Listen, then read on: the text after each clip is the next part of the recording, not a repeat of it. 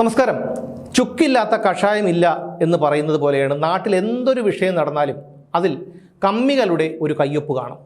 കേരളത്തിൽ നടക്കുന്ന 100 കുറ്റകൃത്യങ്ങൾ എടുത്ത് പരിശോധിച്ചാൽ അതിൽ 90ലും ഏതെങ്കിലും തരത്തിൽ CPM-മായി ബന്ധമുള്ള അല്ലെങ്കിൽ ഇടതുപക്ഷ പ്രസ്ഥാനങ്ങളുമായി ബന്ധമുള്ള ഒരാളുണ്ടാകും. 42 കേസുകളിലെ, അതായത് 2 വധശ്രമം ഉൾപ്പെടെ 42ഓളം ക്രിമിനൽ കേസിലെ പ്രതിയായിരുന്നു PM ആർഷോ. ആ PM ആർഷോയായിരുന്നു SFIയുടെ സംസ്ഥാന സെക്രട്ടറി. അദ്ദേഹം ഇപ്പോൾ മാറിയിട്ടുണ്ട്, ആ സ്ഥാനത്തു നിന്ന് മാറിയിട്ടുണ്ട്.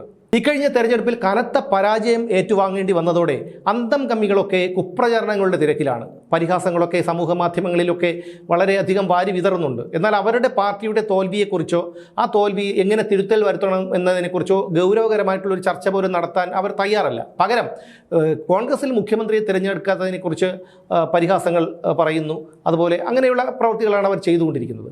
ഇപ്പോൾ വാടാനപ്പള്ളിയിൽ KC വേണുഗോപാലിനെ മുഖ്യമന്ത്രിയാക്കണം എന്നുള്ള തരത്തിലൊരു ഫ്ലെക്സ് ബോർഡ് വെച്ചിരുന്നു. സേവ് കോൺഗ്രസ് എന്ന പേരിലാണ് ഫ്ലെക്സ് ബോർഡ് വെച്ചത്. പക്ഷേ അവിടുത്തെ കോൺഗ്രസ്സുകാരും ഇക്കാര്യം അറിഞ്ഞില്ല. അതോടെയാണ് അവർ പോലീസിൽ പരാതി നൽകിയത്. പോലീസ് CCTV ദൃശ്യങ്ങൾ പരിശോധിച്ചു. ആ CCTV ദൃശ്യങ്ങൾ പരിശോധിച്ചപ്പോഴാണ് അരവശ്ശേരി മുഹമ്മദ് എന്ന CPM പ്രവർത്തകനാണ് ഇത്തരത്തിൽ ഫ്ലെക്സ് ബോർഡ് വെച്ചത് എന്ന് കണ്ടത്. CCTV ക്യാമറയിൽ ഇത് പതിഞ്ഞിരുന്നു.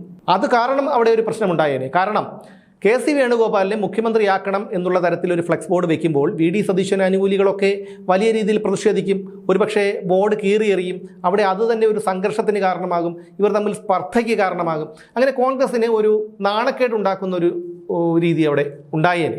പക്ഷേ ഭാഗ്യത്തിന് കോൺഗ്രസ്സുകാർ പരാതി കൊടുക്കുകയും പോലീസ് CCTV ദൃശ്യങ്ങൾ പരിശോധിക്കുകയും ഒക്കെ ചെയ്തപ്പോൾ കള്ളൻ ഈ പറയുന്ന കപ്പൽ തന്നെയുണ്ടെന്നുള്ള കാര്യം മനസ്സിലായി. ഇതിനിടയിൽ ഈ മുഹമ്മദിൻ്റെ ഒരു ഓഡിയോയും പുറത്തു വന്നു. ആ ഓഡിയോയിൽ ഇയാൾ പറയുന്നത് ഈ CCTV അവിടെ കേടായിരുന്നു, പക്ഷേ കേടായ CCTV മാറ്റി മറ്റൊരെണ്ണം സ്ഥാപിച്ചത് കക്ഷി അറിഞ്ഞിരുന്നില്ല. അതുകൊണ്ടാണ് അദ്ദേഹം CCTV അവിടെ പ്രവർത്തിക്കുന്നില്ല എന്നുള്ള ഒരു കണക്കുകൂട്ടലോടെ അവിടെ കൊണ്ടുവന്ന് ഇത്തരത്തിലുള്ള ഒരു ഫ്ലെക്സ് വെച്ചത്. എന്തായിരുന്നാലും മുഹമ്മദിനെതിരെ എന്താണ് നടപടി ഉണ്ടാകുന്നത് എന്നറിയില്ല. എന്തായാലും അയാൾക്കെതിരെ കേസെടുക്കും. അപ്പോൾ ഞാൻ പറഞ്ഞു വന്നത്, ഇത്തരത്തിൽ ഈ എന്തൊരു വിഷയമുണ്ടായിരുന്നാലും അവിടെ ഒരു CPM-കാരൻ്റെ കൈ ഉണ്ടായിരിക്കും എന്നുള്ളതാണ്. കേരളത്തിലെ രാഷ്ട്രീയ കൊലപാതകങ്ങളുടെ ഒരു കണക്കെടുത്തൊന്ന് പരിശോധിച്ച് നോക്കൂ, ഒരു ചരിത്രം പരിശോധിച്ച് നോക്കൂ. അതെന്തായിരിക്കും?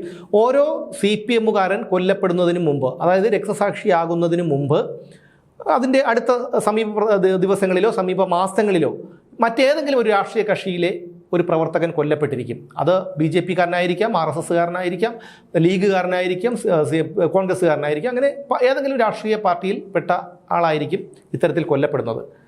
അവർ കൊല്ലപ്പെടുന്നതിൻ്റെ പക വീട്ടുന്നതായിരിക്കും മറ്റൊരു CPM പ്രവർത്തകനെ അവർ കൊലപ്പെടുത്തുന്നത്. അതൊരിക്കലും നമുക്ക് ന്യായീകരിക്കാൻ കഴിയുന്ന ഒരു കാര്യമല്ല. കാരണം രാഷ്ട്രീയ പാർട്ടിക്ക് വേണ്ടി ഒരാൾ മരണപ്പെടുമ്പോഴോ ഒരാൾ കൊലപാതകയാകുമ്പോഴോ അതുകൊണ്ട് നഷ്ടം അയാളുടെ വീട്ടുകാർക്ക് തന്നെയാണ്. ഇതിവർ മനസ്സിലാക്കുന്നില്ല. രാഷ്ട്രീയം തലയ്ക്ക് പിടിച്ചവർക്ക് ഇതൊന്നും മനസ്സിലാകില്ല. അങ്ങനെ എത്രയോ നേതാക്കൾ ഇപ്പോൾ പല രാഷ്ട്രീയ പാർട്ടിയിൽപ്പെട്ടവർ, ഏറ്റവും കൂടുതൽ CPM-കാരാണ്, ജയിലിൽ കിടക്കുന്നുണ്ട്. അപ്പോൾ ഇതൊന്നും മനസ്സിലാക്കാതെയാണ് അവർ ഇത്തരത്തിൽ രാഷ്ട്രീയ കൊലപാതകങ്ങൾ നടത്തുന്നതും അതിനെക്കുറിച്ച് ആഹ്വാനം ചെയ്യുന്നതുമൊക്കെ. CPM-കാർ ഒരു തിരുത്തലിന് തയ്യാറായാൽ, ഒരു മര്യാദയോടുകൂടി പെരുമാറിയാൽ, ജനങ്ങളോട് മാന്യമായി ഇടപെട്ടാൽ പല വിഷയങ്ങളും നമുക്ക് ഒഴിവാക്കാം.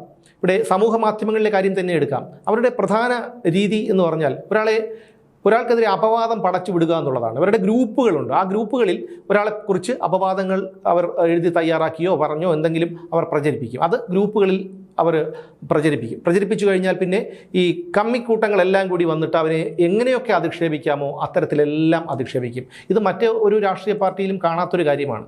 ഇതൊക്കെ അവർ വിചാരിക്കുന്നത് ഇത്തരത്തിൽ ഭീഷണിപ്പെടുത്തിയും അപവാദം പറഞ്ഞ് പ്രചരിപ്പിച്ച് നാണക്കേടുണ്ടാക്കിയും മാനസികമായി തകർത്തുമൊക്കെ തങ്ങളുടെ വരുതിക്കാക്കാം, അല്ലെങ്കിൽ തങ്ങളെ വിമർശിക്കുന്നതും തങ്ങളുടെ നേതാക്കളെ വിമർശിക്കുന്നതുമൊക്കെ നിർത്തിക്കാം എന്നുള്ളതാണ്. പക്ഷേ അത് നടക്കില്ല.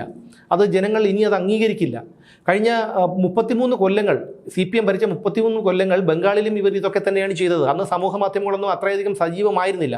പക്ഷേ ഇന്ന് സമൂഹ മാധ്യമങ്ങൾ സജീവമാണ്. ആ സജീവമായിരിക്കുമ്പോഴാണ് അവർ ഇത്തരത്തിൽ നേതാക്കളെയും പ്രവർത്തകരെയും മറ്റ് രാഷ്ട്രീയ പാർട്ടിയിൽപ്പെട്ട നേതാക്കളെയും പ്രവർത്തകരെയും ഒക്കെ ഇത്തരത്തിൽ അപകീർത്തിപ്പെടുത്തിക്കൊണ്ടും അവഹേളിച്ചുകൊണ്ടുമൊക്കെ അപവാദങ്ങൾ പ്രചരിപ്പിക്കുന്നത്. ഇത് തിരുത്തലിന് തയ്യാറായില്ലെങ്കിൽ ഇനി കേസും വഴക്കുമായിട്ടൊന്നും ജനങ്ങൾ പോകുമെന്ന് എനിക്ക് തോന്നുന്നില്ല. കാരണം ജനങ്ങൾ കൈകാര്യം ചെയ്യുന്ന ഒരു അവസ്ഥയിലേക്ക് കാര്യങ്ങളെത്തും. ഇപ്പോൾ ഈ പറയുന്ന അരവശ്ശേരി കൈതക്കരി മുഹമ്മദ് എന്ന് പറയുന്ന ആ വ്യക്തി, അയാൾക്കതിൻ്റെ വല്ല ആവശ്യവും ഉണ്ടായിരുന്നു എന്ന് ഒന്ന് ചിന്തിച്ച് നോക്കൂ. അവിടെ ഒരു സ്പർദ്ധയുണ്ടാക്കാം, ഒരു പ്രശ്നം ക്രിയേറ്റ് ചെയ്യാം. അങ്ങനെ ഉണ്ടായിക്കഴിഞ്ഞാൽ അത് ക്രമസമാധാന പ്രശ്നങ്ങളിലേക്ക് ഒരുപക്ഷെ പോയെന്ന് വരാം. കോൺഗ്രസിനുള്ളിൽ തന്നെ വലിയ രീതിയിലുള്ള തമ്മിലടിയും തർക്കവുമാണെന്ന് പൊതുജനത്തെ ബോധ്യപ്പെടുത്തണം. അതിനു വേണ്ടിയിട്ടാണ് ഇത്തരത്തിലുള്ളൊരു തെമ്മാടിത്തരം, തന്തയില്ലായ്മ തരം ഈ മുഹമ്മദ് കാണിച്ചത്. യഥാർത്ഥത്തിൽ ഇതൊക്കെ മാറ്റി ഒരു തിരുത്തലിന് തയ്യാറായില്ലെങ്കിൽ ഞാൻ മുമ്പ് പറഞ്ഞതുപോലെ ജനങ്ങൾ കൈവയ്ക്കുന്ന ഒരു അവസ്ഥയിലേക്ക് എത്തും. റോഡിൽ കിടന്ന് പശ്ചിമ ബംഗാളിൽ നമുക്കറിയാം, പറഞ്ഞു കേട്ടിട്ടുള്ളതും വായിച്ചറിഞ്ഞതുമായിട്ടുള്ള പല കാര്യങ്ങളുമുണ്ട്. അവിടെ അന്തം കമ്പികളെ ഭരണം പോയതിനു ശേഷം ഓടിച്ചിട്ട് തെരുവിലിട്ടടിച്ച അവസ്ഥയുണ്ടായിട്ടുണ്ട്. അതിൽ പലരുമാണ് ഇപ്പോൾ ഇവിടെ വന്ന് അവിടുത്തെ ബ്രാഞ്ച് സെക്രട്ടറിയും ഏരിയ സെക്രട്ടറിയും ഒക്കെ ആണെന്ന് പറയുന്നു. എന്തായാലും ഇവിടെ വന്നിട്ട് പൊറോട്ട അടിക്കുന്നത് നമ്മുടെ നാട്ടിലൊക്കെ ജോലി ചെയ്യുന്നതൊക്കെ അവരാണെന്ന് പറയുന്നു. പക്ഷേ എന്തായാലും ആ ഒരു അവസ്ഥയിലേക്ക് കേരളത്തിലെ കമ്മികൾ എത്തരുത്. കാരണം ഈ കമ്മികളിൽ പലരും നമ്മുടെ സുഹൃത്തുക്കളാണ്, പരിചയക്കാരാണ്, ഫേസ്ബുക്ക് സുഹൃത്തുക്കളാണ്. അപ്പോൾ അതുകൊണ്ട് എല്ലാവരും രാഷ്ട്രീയ പ്രവർത്തനം നടത്തുന്ന രീതിയിൽ നിങ്ങൾ നടത്തിയാൽ ഒരു പ്രശ്നവുമില്ല. കഴിഞ്ഞ 10 വർഷങ്ങൾ എന്തെല്ലാം വിഷയങ്ങൾ നിങ്ങളുണ്ടാക്കി, എത്രയോ കുറ്റകൃത്യങ്ങൾ ചെയ്തു, പോലീസിനെ വെല്ലുവിളിച്ചു, പോലീസ് വാഹനം തല്ലി തകർത്തു. നിങ്ങളുടെ എതിരാളികളെ, അതായത് സർക്കാരിനെയും പാർട്ടിയെയും പിണറായി വിജയനെയും ഒക്കെ വിമർശിക്കുന്നവരെ, സമൂഹ മാധ്യമങ്ങളിലൊക്കെ വിമർശിക്കുന്നവരെയൊക്കെ നിങ്ങൾ കായികമായി കൈകാര്യം ചെയ്തു. പിന്നെ പോലീസിനെ കൊണ്ട് കേസെടുപ്പിച്ചു. അതൊന്നും ഇനി നടക്കാൻ സാധ്യതയില്ല. അത് ഒരിക്കലും നടക്കാത്തൊരു കാര്യമാണ്. അതുകൊണ്ട് ഒരു തിരുത്തലിന് തയ്യാറായില്ലെങ്കിൽ ഇത്തരത്തിൽ ജനങ്ങൾ പോലീസിലേക്ക് പോകാതെ തന്നെ ജനങ്ങൾ പൊറുതിമുട്ടിയിരിക്കുകയാണ്. ജനങ്ങൾ കൈവയ്ക്കുന്ന ഒരവസ്ഥയിലേക്ക് കാര്യങ്ങൾ എത്തും എന്നുള്ള കാര്യം മനസ്സിലാക്കി മുന്നോട്ട് പോയാൽ എല്ലാവർക്കും നല്ലത്.